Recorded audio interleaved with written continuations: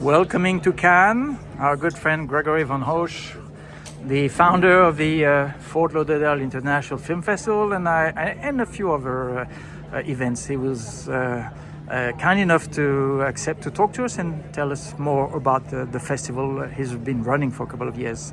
Gregory, so tell us how you founded the Fort Lauderdale, and when was that actually? I can't remember. Actually, the Fort Lauderdale Film Festival is celebrating its 39th year. 39. And I've been there for 36 of those festivals. So I'm not quite the founder, but logged a few miles there. So this is our 39th year. I'm the festival director since 1989. I'm also the festival director of the St. Augustine Film Festival, celebrating its 15th year in January. Okay, great. So people who don't know, these cities are both in Florida, sunny state, sunshine state, or whatever you call it. And tell us about what's specific about Fort Lauderdale, which used to be the longest running film festival, Right. Well, yes, Fort Lauderdale was the longest running film festival in the world. That's one critic kind of called us the world's loudest band. But basically, we're in South Florida. Just north of Miami and south of Palm Beach, right on the ocean, very South Florida-esque with nice sand and beach and quiet surf and excellent restaurants, and it's just a mecca of activity. Not only the arts and film, but also sports and dining and art itself. So it's really a fabulous place. It's named the Venice of America because of all of the canals that go through Fort Lauderdale. It has the world's largest boat show, all right. Things like that. And then St. Augustine is 300 miles to the north. It's in the nation's oldest city. It was founded in 1565 when Shakespeare was writing plays. Ponce de Leon, the Fountain of Youth, it's all right there in St. Augustine. Very historic. It looks very European. It's got cobblestone streets and old architecture. It's just a fabulous town. I actually live in St. Augustine, and I love it.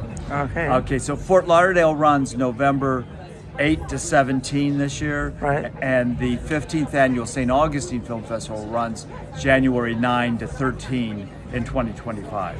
What sort of programming do you have at Fort Lauderdale? Both of the programs for both festivals are similar. They are basically very eclectic. Out of the 150 films that we do in Fort Lauderdale, 60%, 62 or 63% of them are foreign language films. My audience loves films from around the world. The rest of them are American indies. And when I say American, I mean Canadian, American. And that's mirrored more or less in St. Augustine. So we're talking features, shorts, docs? Yeah, we do features and docs mainly at Fort Lauderdale. We have a short film festival at Fort Lauderdale that will run next February. Okay. So they'll all get their chance in the sun. And then in St. Augustine, it's just features and docs.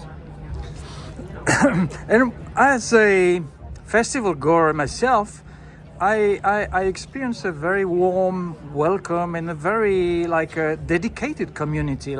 You seem to have members that are really passionate and Absolutely. give their time and their effort to welcome people. Tell us about that feeling. Absolutely. I have a fabulous board that goes above and beyond, bringing in new memberships, trying to find ways to engage the public, not only through the films, but making the films an event where we'll have wine and food from the country and music from the country for that particular evening. Do street fairs, lots of different things on the water. We'll take cruises, we'll do parties on the beach. Fun. So we do a lot of different things. What's the profile of your board members? Individuals that love cinema, film professionals, or locals, or they're mainly that former group, individuals that love cinema, are connected to the community either through their corporation or private individuals as benefactors. Okay. And what about the San Augustine? Is the same board or different group? It's a different board completely, and they are very dedicated to the movies there. We have a party every night. We do a cruise. It's the Nights of Lights during our festival, so the whole city is just aflame with over 250 million lights throughout the city. Jesus. So it's really fabulous. And when you see the architecture, you'll say, wow, that is really stunning. How come I have never been there? I don't know, but you're invited. Come on Yes. down, Bruno. Okay, I'll take one of his boat. Let's pick a. How about this one? Yeah. Can I go there by boat? Yeah, you can go by boat to both of them. Both are located on the beach. Both have excellent facilities to dock your boat, to anchor offshore if your draw is too large. But it's a fabulous, fabulous place, especially on the water. I trust you. So, what brings you to Cannes? It's been a couple of times I've seen you almost every year here. What brings you? I've been here every year since 1991, and we come here to look for films, Yeah. to meet people.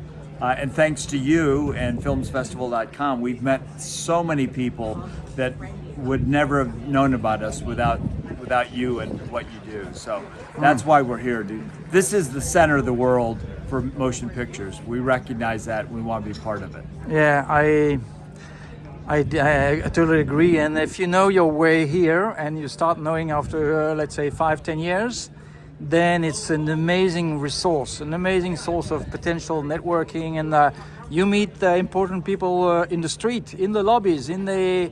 No, I was about to say something stupid, in toilets or wherever. Wherever. It's true. In the cinema, it's... I met Kenneth Branagh in the toilet. Yeah, so I know, yeah, absolutely. Well, it happens. Yeah, right. And also, I'm always very proud of saying that things happen here and they can turn into a fairy tale. I remember my experience when I was at Sony, which I run and brought here the film Boys in the Hood.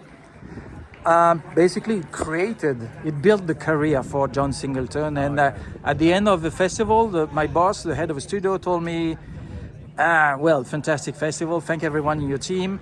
I'm about to change the box office estimate. I had the film for 30 million in my books. I'm going to write down for 50. Basically, he meant that Cannes Film Festival, if you do your work, if you do things right, can bring you up to 40-50 million dollars box office wide worldwide, plus actually did more than that. And it created the momentum for John being nominated to 2 Oscars, the youngest, same age as Orson Welles. And so I'm about to conclude saying, yes, things happen in Cannes, but work on it. Be prepared. And I don't need to tell this to say this to Gregory because he knows his way. And but that's not exactly true. Every year is that you're learning. It's a new thing. Keep your ears open, your eyes open, be open to meeting new people. Because every year it's another adventure. Okay. Thank you, filmfestivals.com and Bruno. You guys are lifesavers to all of us. Thank you so much, Gregory. It was always nice seeing you here, and look forward to another glass and champagne somewhere